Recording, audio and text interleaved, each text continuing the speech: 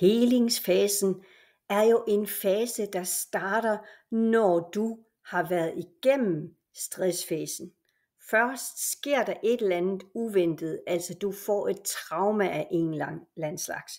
Hvis du tænker på det engelske trauma, så er der sådan noget med, at man får et slag. Og det kan selvfølgelig være noget fysisk, men det kan jo selvfølgelig også være noget psykisk. Det vil sige noget uventet, noget der kommer som lyn fra en klar himmel, som du ikke har forudset, og som så gør, at du simpelthen nærmest går i chok. Altså hele dit system reagerer på det, og kommer i stress. Det her stress er altså et alarmberedskab, som man har, og man kan sagtens have mange traumer på en gang. Det vil sige, at dit nervesystem sådan set er i stressfase med forskellige traumer. Det her traume, det kan både være altså sådan en uventet hændelse, men det kan også være noget, som sker på daglig basis. Altså noget, der sker igennem længere tid på en eller anden form for gentagelse.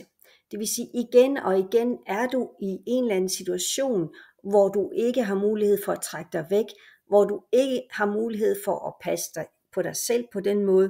Det vil sige, at du udsætter dig selv for noget, som virkelig er dårligt for dig. Og det kan også give traume og dermed en stress. Så den her stressfase, den varer over noget tid, lige indtil du kan give slip på traumet, indtil du får taget dig af det. Så starter helingsfasen.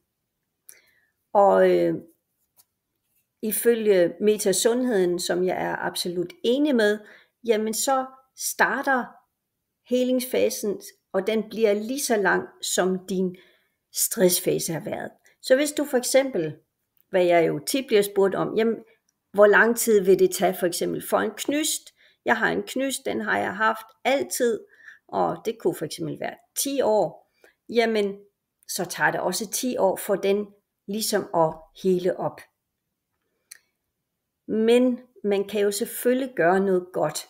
Og det er jo så her alle de gode ting omkring egen omsorg, egen kærlighed og gøre noget godt for dig selv, gør at du kan give slip på det hurtigere end den lange fase, som stressfasen jo typisk kan være.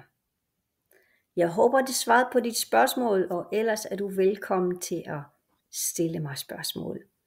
Det kan du gøre her under videoen, eller ved at svare med en mail eller en kommentar.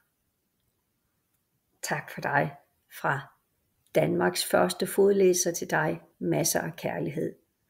Og ikke mindst til dine fantastiske fødder.